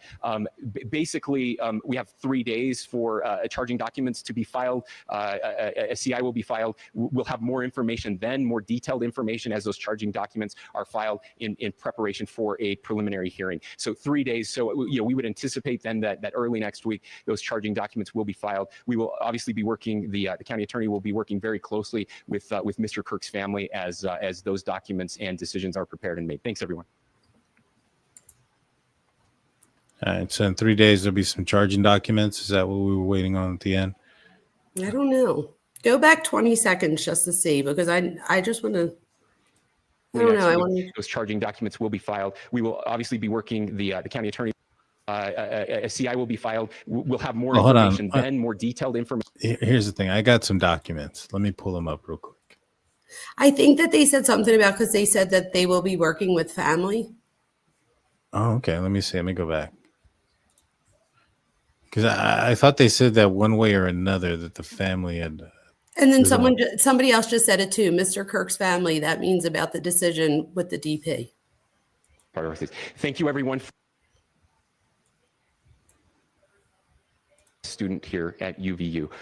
He was living and had lived for a long time with his family in Washington County, in the southernmost part of Northeast. Thank you, everyone, for your great work in getting this information out. I just say process-wise, this may be important. I know many of you aren't familiar with the process in Utah. I think it's important that you understand that.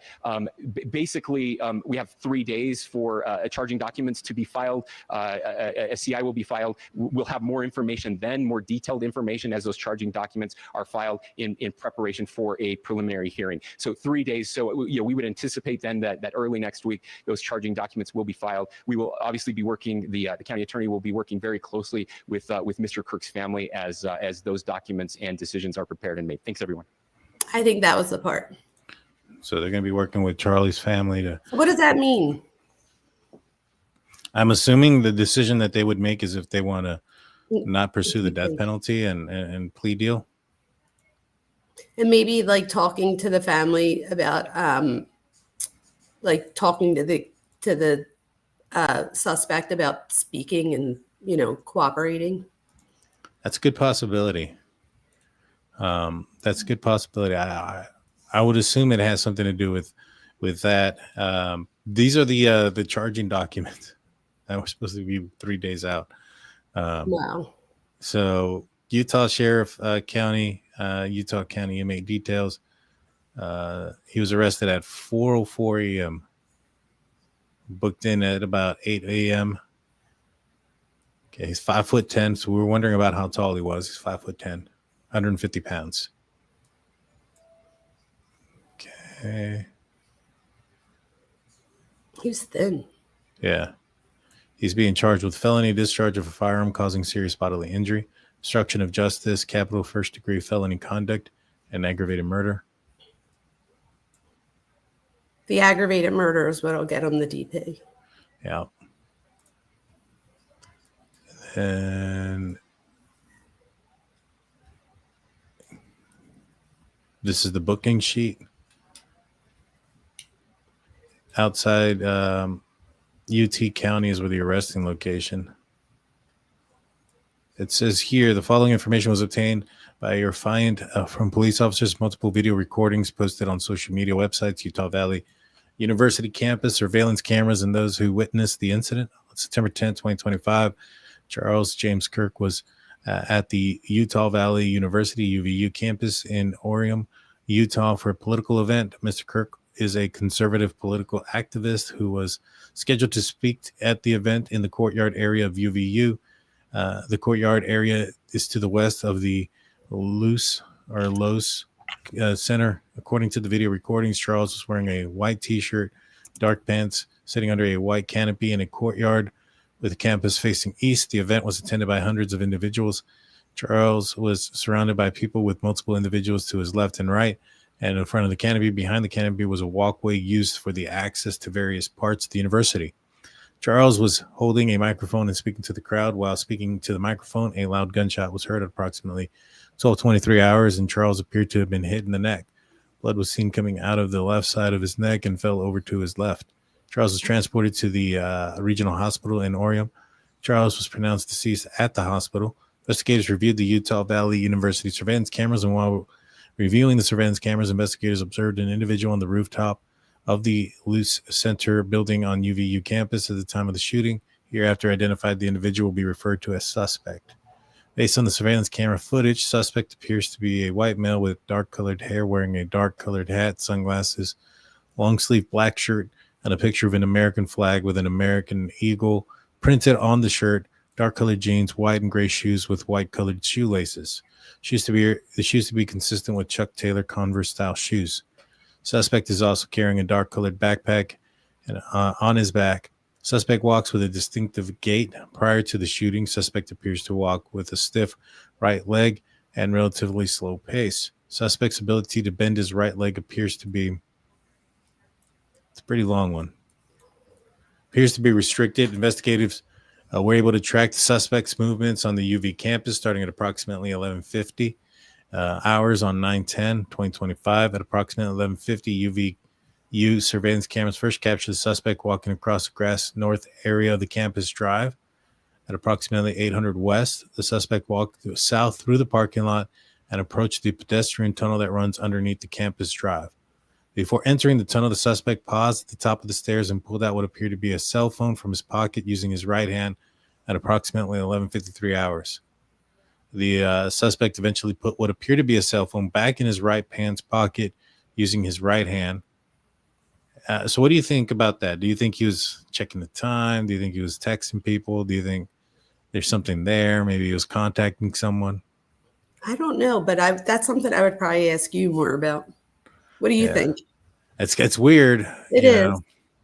He could be checking the time to see what time it was to see. I got to go back and look at the picture, see if he has a watch. Because if he was I was just going to say, checking the who knows? time- He could have had on like a smart watch and been looking. It could have been looking at anything. Yeah, exactly. At approximately 12:02 hours, suspect was recorded walking on the north side of the building there, walking the same gait as observed earlier. Suspect entered the Luz Center building through a set of doors in the southeast corner. At approximately 12:15, suspect was observed walking up the stairs that led to the common area adjacent to the Luz Center building. Suspect walked a short concrete wall that separates the common area from the rooftop of the Luz Center building. At approximately 12:17, the suspect climbed over a short wall and appeared to crouch down on the north side of the wall on the rooftop. Approximately 12:22, the suspect stood up and started to run across the rooftop at the Luz Center building. A notable limp from previous surveillance was absent. So, I think what they're trying to say is that the rifle was hidden to an extent that it was being concealed, and it was causing the limp. And I think that the location of the weapon was probably in his back, down his right leg, and it was covered by the backpack. What do you think? Yeah, that sounds absolutely. I agree with that. All right. So then it goes on to say, do we know if he had the rifle already up there? No, I think that's what he had it. He had it in his back. I think he had So it. you don't. So you think it went both? Okay, I see. Yeah, I think he had the rifle slid down his back leg pocket, or not his leg pocket, but his back, like in his back, down his back leg, and that part of it that was sticking up is probably covered by the backpack. It's unbelievable.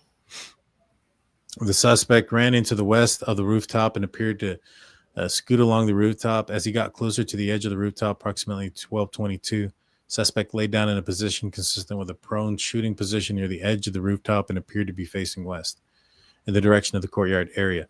The rooftop of the Luz Center building overlooks the courtyard area where the event featuring Charlie Kirk was taking place. The building is east of the courtyard area, and at approximately 12:23, Charlie Kirk was shot. Approximately 12:23, surveillance shows the suspect stood up and suddenly from the edge of the rooftop and sprinted north of the rooftop of the Luz Center building. Suspect ran to the northeast corner of the building and approached the edge of the rooftop. Suspect placed a dark-colored item on the rooftop and proceeded to lower himself off the rooftop. Suspect dropped the rooftop onto the grass below. The suspect ran north near the parking lot to the east of the center at approximately 12:24 hours. The suspect ran north across the Campus Drive Road. Suspect appeared to be carrying an item whose identity is not clear from the surveillance.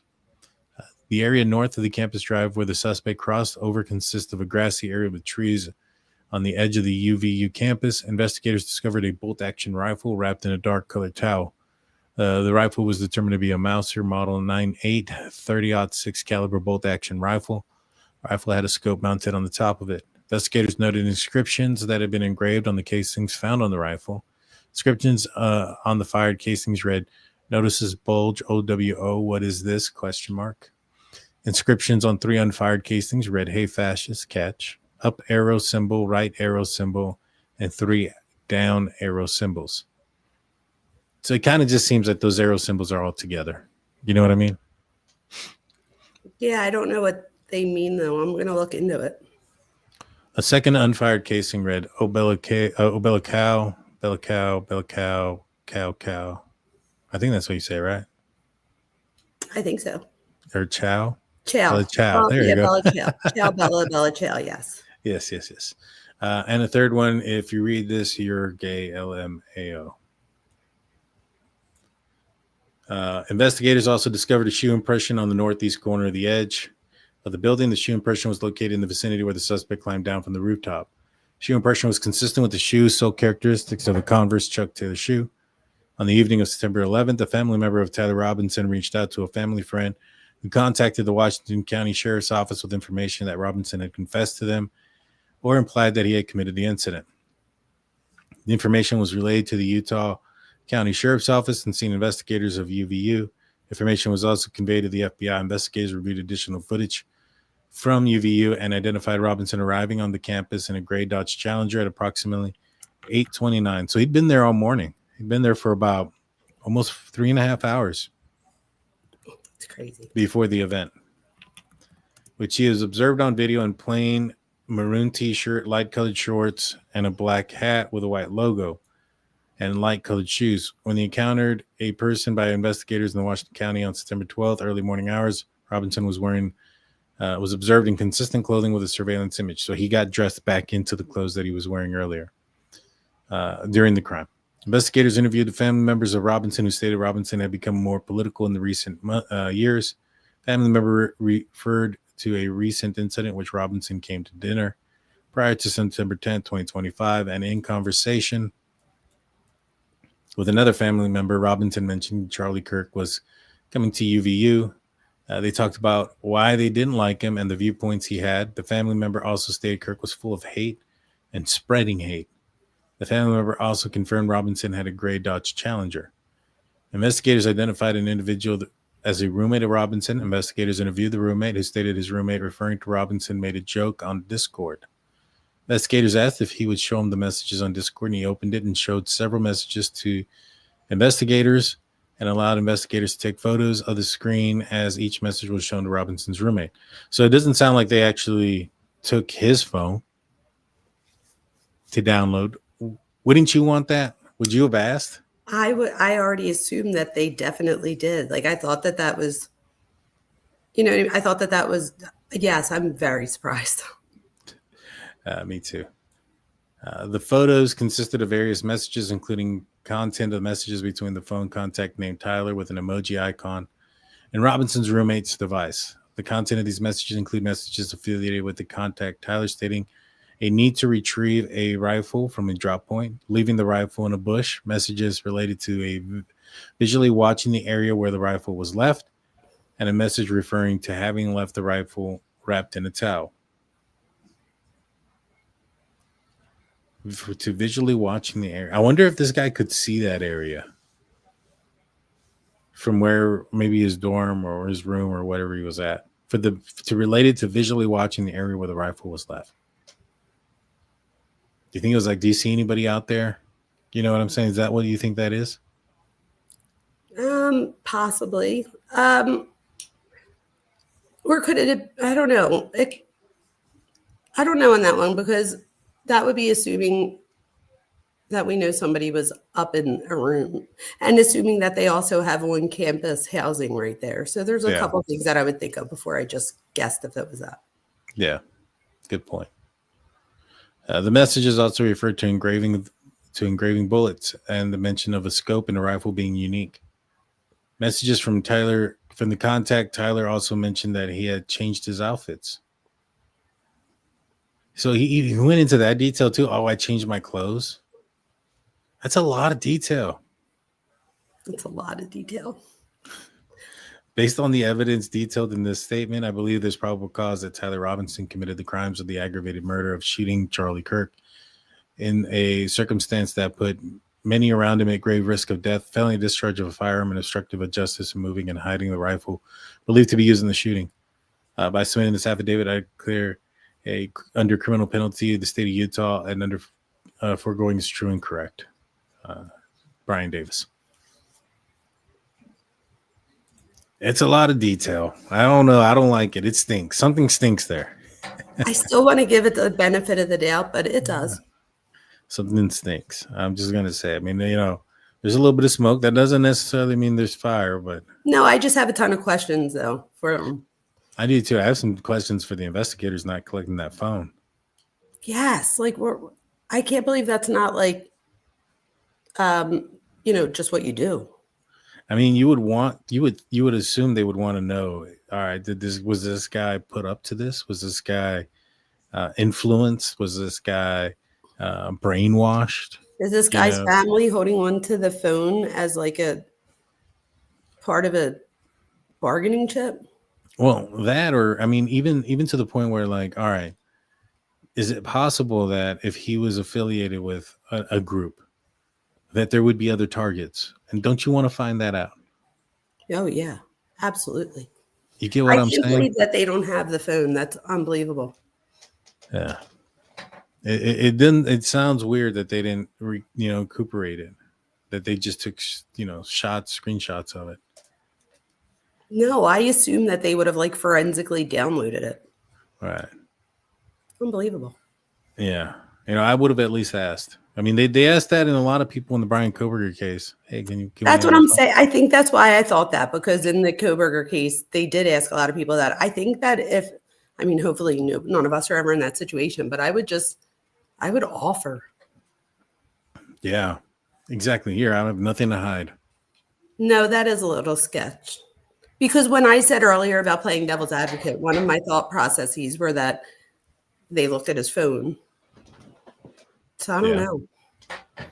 Yeah. I mean, I would definitely ask. I think you could get probable cause based on the detail and the stuff that they were asking.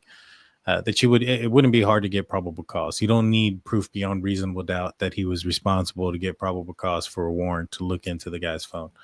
So would they have already gotten the warrant if they wanted? If they like they would have already had that, right? If they sought out a warrant for it. Yeah, I would hope so. I would think so too, which means that they didn't even do that. But do you think there's a possibility that they're trying to get this done as fast as possible? Yeah, but at what? I mean, if the guy confesses, they might. Yeah, but at what end? Like you said, what if there's you need to know?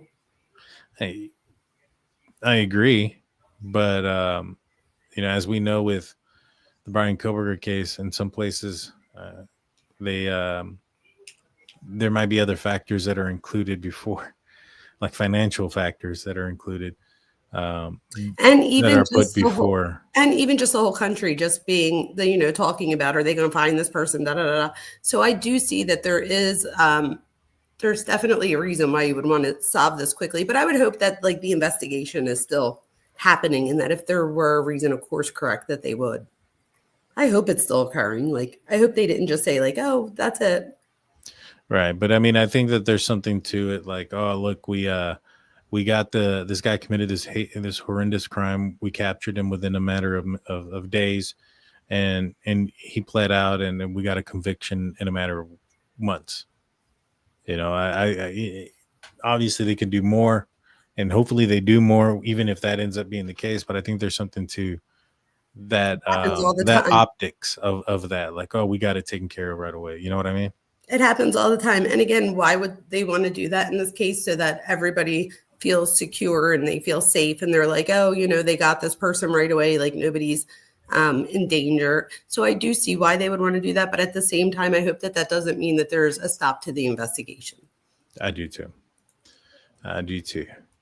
Well, I think that's going to do it for us tonight. Let me make sure I don't have anything here. Oh, there's one question for you, Dr. Vona. Do you think a psychiatrist will be sent into jail to evaluate the suspect? I do, absolutely. And I did respond to that. I look at the chat as we're going, and somebody a few minutes ago said, this woman is dumb AF. And I just want to say that that's pretty funny. I have a doctorate degree. I'm not dumb AF, but Hey, You're dumb and I'm a fascist, apparently. I don't know, Daniel. But I will tell you, as I was reading, like when you were reading that, there's a ton of people that were like, these two are such a good team. And then all of a sudden that comment came out. But I thought it was pretty funny. I don't pay attention. Yeah, neither do I. I do too. I think they're going to bring in a doctor to evaluate this guy. They better. Yeah, we'll find out more in the preliminary hearing. We'll find out more in a few more hearings that are coming. But I think this is going to be pretty swift. You know what I mean? Well, Dr. Vona, what do you have coming up next? I knew that was coming. I was like, please don't ask me. No. The next thing, what do I have next? I probably will. Well, hopefully we'll eventually get to BK because I do want to talk about that stuff. But in the meantime, I am working on another Mackenzie Shrilla thing. My last video is doing pretty well. Like people seem to like it. So if you haven't seen it, it's not just about that case, but it's about developmental psychology. And I use the case as a way to explain about like imaginary audience, about young adulthood. So if anybody's interested in that developmental part, go look at that. I just dropped that. And I don't know, I'll be around soon. Maybe I'll do like a members only or something Sunday. We'll see what happens. There you go. Yeah, we've got to work on What are you doing? Probably the Bryan Kohberger case thing. That'll be the next thing that I come up with. And maybe tomorrow, maybe Monday. No, probably not Monday. But maybe Tuesday, if not tomorrow. So keep I'll figure it out. Yeah. Check in, like, comment, subscribe, so that way you're notified. Until next time, guys, we appreciate y'all. Be safe. There's no need to argue amongst each other. It's not worth it. And don't let anybody, make you lose sleep at night. At the end of the day, nobody's worth it. And please go sub to my channel if you're not already. I beg you. There you go. It's in the comments. No, I was going to say they did put it in the comments a few times. It's just the mind behind true crime with Dr. Vona.